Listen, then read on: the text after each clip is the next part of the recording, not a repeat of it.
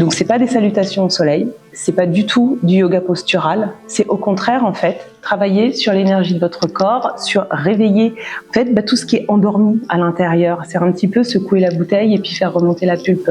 Mais c'est aussi pour se débarrasser justement de tout ce qui obstrue, de tout ce qui occulte, de tout ce qui brouille la lisibilité intérieure.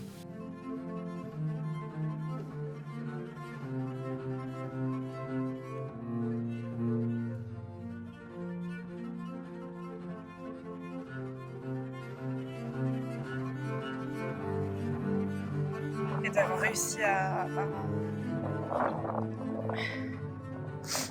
accepter d'être vulnérable, à accepter que c'est pas grave si c'était pas tous les jours beau, c'est pas grave si c'était pas tous les jours bien.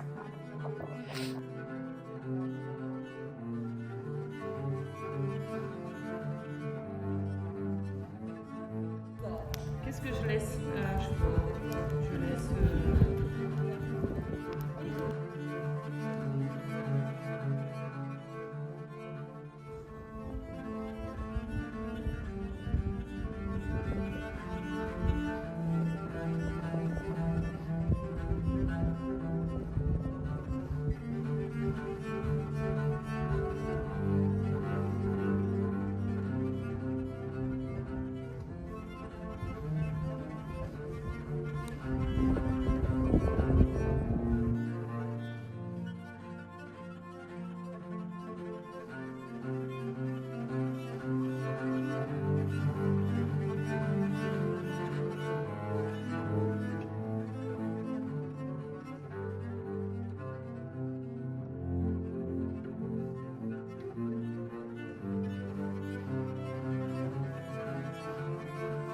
Après, ce qui est très intéressant, c'est que je commence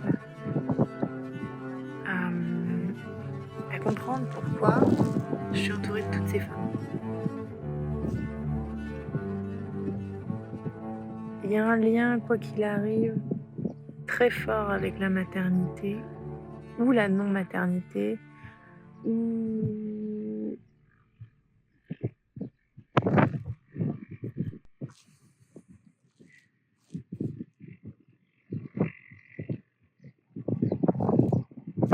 ouais, c'est très tourné vers le ventre, vers cette absence ou ce trop-plein ou cette accumulation. C'est très beau de les voir ensemble. C'est très beau de voir comment l'une résonne avec l'autre et de voir qu'un mot peut déclencher chez l'autre une émotion, qu'un geste puisse au contraire déclencher une autre émotion.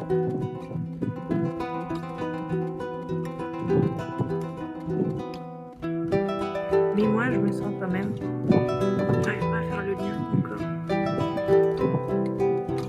Qu'est-ce que je suis venue faire là, en fait?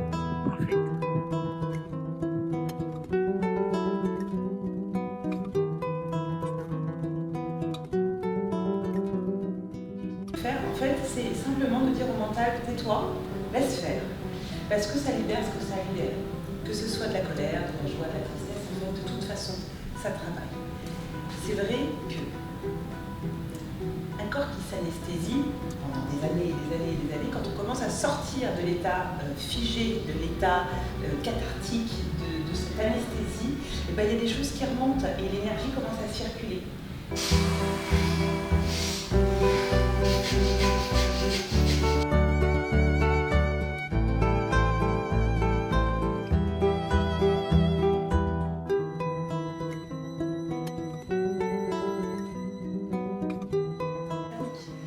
Trauma, attention à ce terme parce que vous imaginez toujours tout de suite quelque chose d'ultra violent.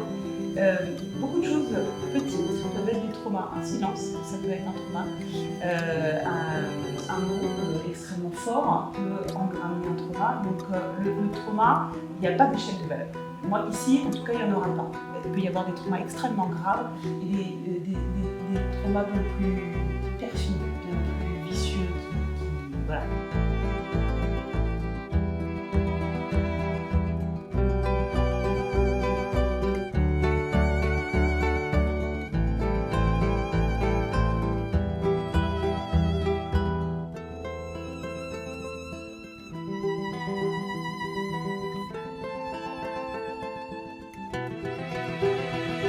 Vivre tout ce qui est. C'est accepter d'être traversé par tout ce qui est. C'est aimer chaque partie de soi, même si c'est pas la plus jolie part, même si c'est pas la part qu'on a envie de montrer au monde.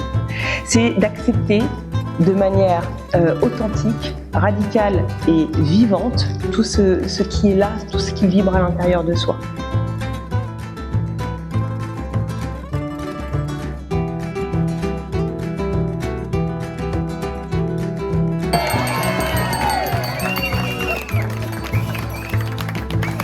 On va faire genre qu'on est quand même très concentrés.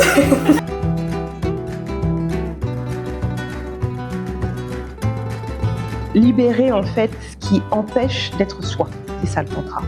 Ça travaille énormément sur le traumatique évidemment, hein. On va venir chercher dans les cellules à désengrammer un petit peu tout ce qui est figé, tout ce qui est cristallisé de l'ordre du trauma. Et donc évidemment toutes les pratiques qu'on va faire, elles viennent à vous libérer de tout ça. Alors libérer, pareil, ça ne veut tout et rien dire. En fait, à créer de l'espace. Simplement créer de l'espace.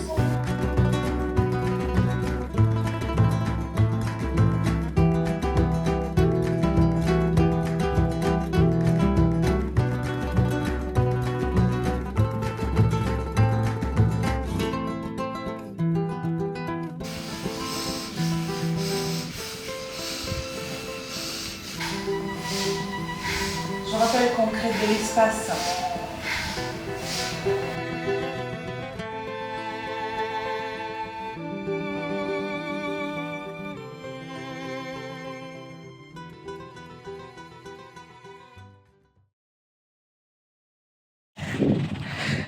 On est le jour 3.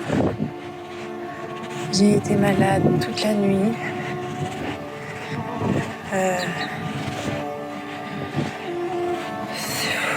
J'ai mal au corps, j'ai mal aux muscles, j'ai l'impression de brûler quoi. Et j'ai pas dormi.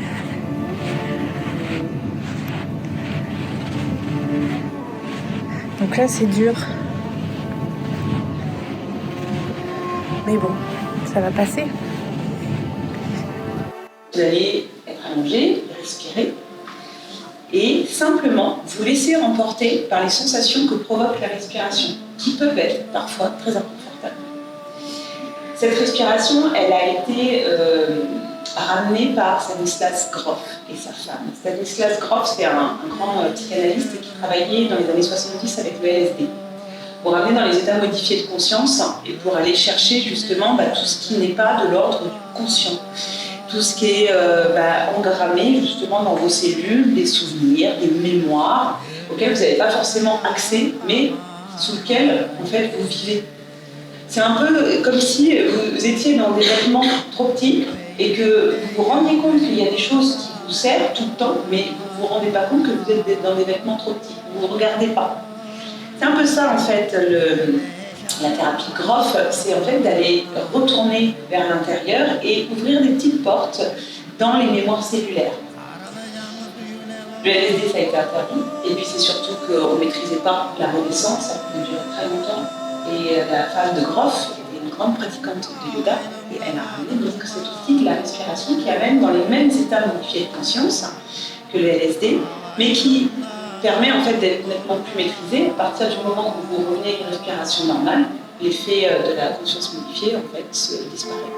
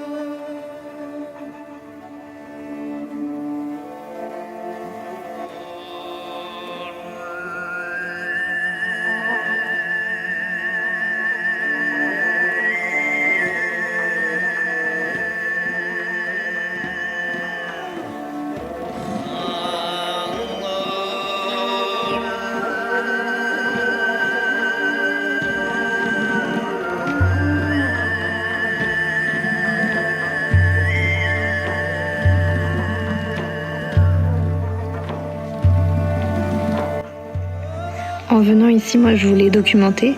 Et pour documenter, il fallait que je sois en retrait. Il fallait que je sois à l'extérieur du cercle. Et en étant à l'extérieur, moi, je pensais être préservée de tout ce processus. Mais comme le feu, l'eau balayait tout sur son passage, alors je me suis pris la vague en pleine tête. Au milieu de la 2e semaine, j'ai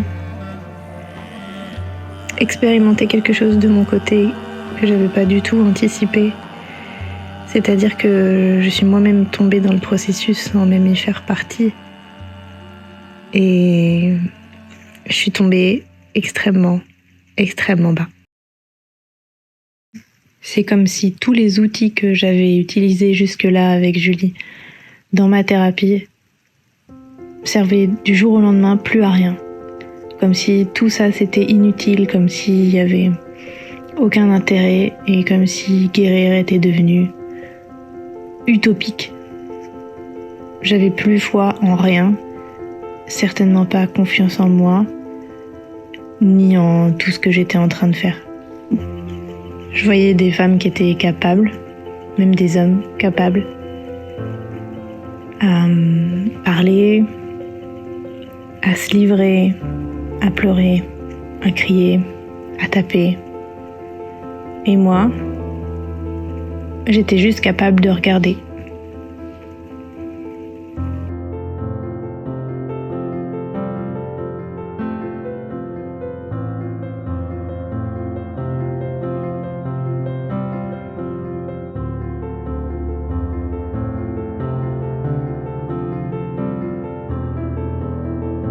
Mais aussi profiter de laisser le temps s'étirer ici. C'est un espace qui est assez rare Océan Vagabond, parce qu'il n'y a rien à faire.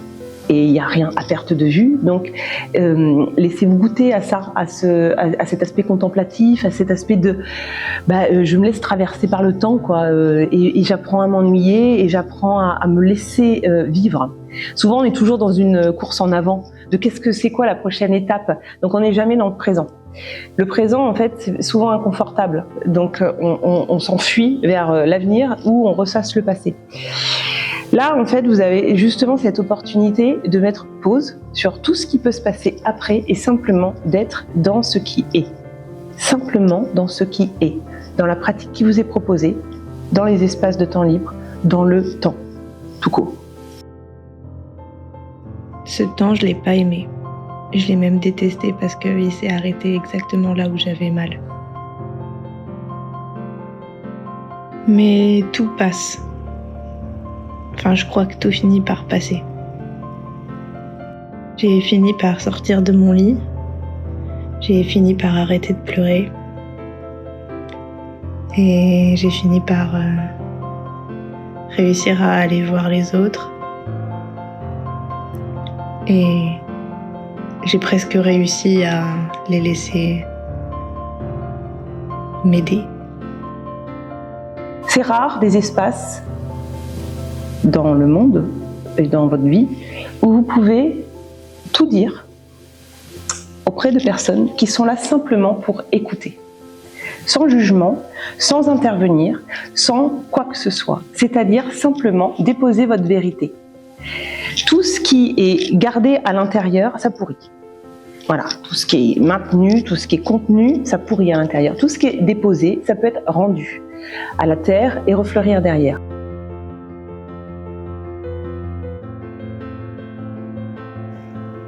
Alors voilà, pendant 2 semaines, j'ai vu des gens s'autoriser à tomber et s'autoriser à remonter.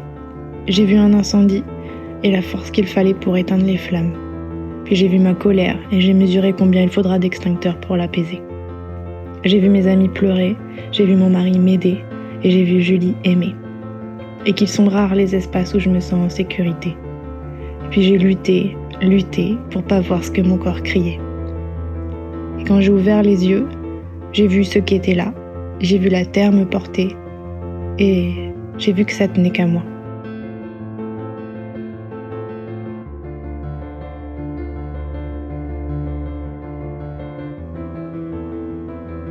Il y a plein d'endroits où j'ai pas su aller, où j'ai pas pu aller, où je me suis pas autorisée à aller. Je sais pas si j'ai des regrets. J'ai essayé de trouver ma place pendant tout ce temps-là et je sais pas si je l'ai encore trouvée. Ce que je peux dire, c'est que je m'attendais pas à vivre ça. Ça bouscule.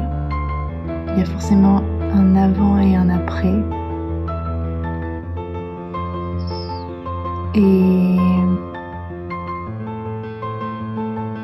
ce qui est fou,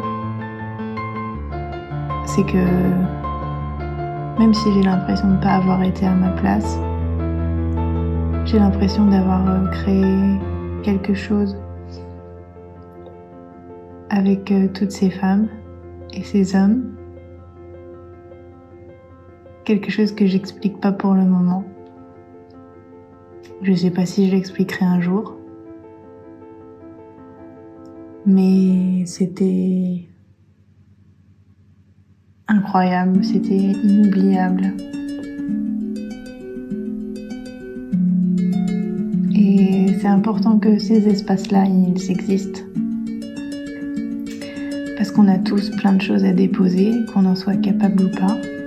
Mais de savoir que ces endroits-là, ils existent,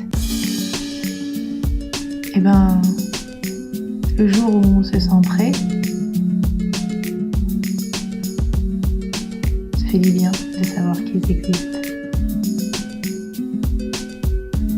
Après ma deuxième grossesse, et donc mon deuxième postpartum, ça allait pas fort, j'avais pas de temps pour moi et j'étais frustrée de ça.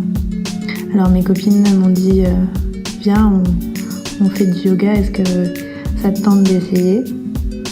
Et j'ai dit ouais. Et ce jour-là, j'ai rencontré Julie.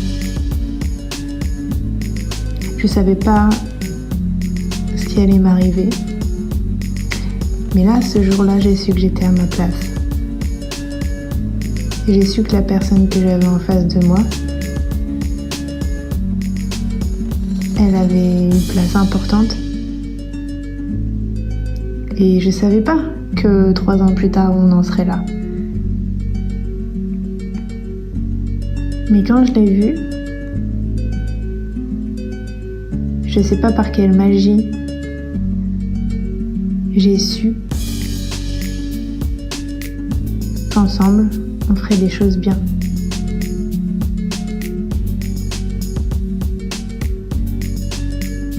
Alors merci mes copines de m'avoir emmenée à ce cours de yoga. Et merci à Julie. Merci à toi Julie de nous autoriser à être complètement, véritablement nous. Et je souhaite à tout le monde de rencontrer quelqu'un qui nous donne ça.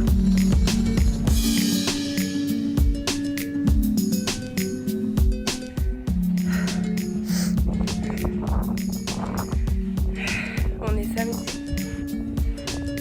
Ça y est, les filles sont parties.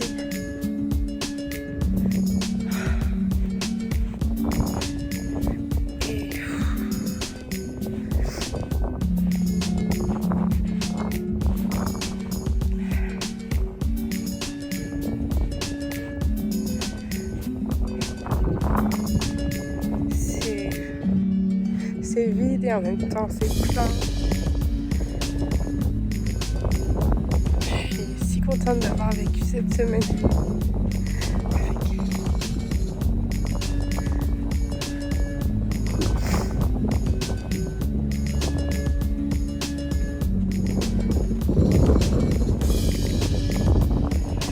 et d'avoir réussi à accepter d'être vulnérable, à accepter que c'est pas grave si c'était pas tous les jours beau, c'est pas grave si c'était pas tous les jours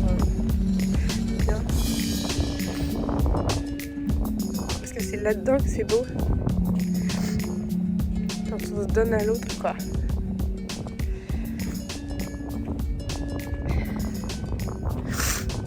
Vous allez me manquer.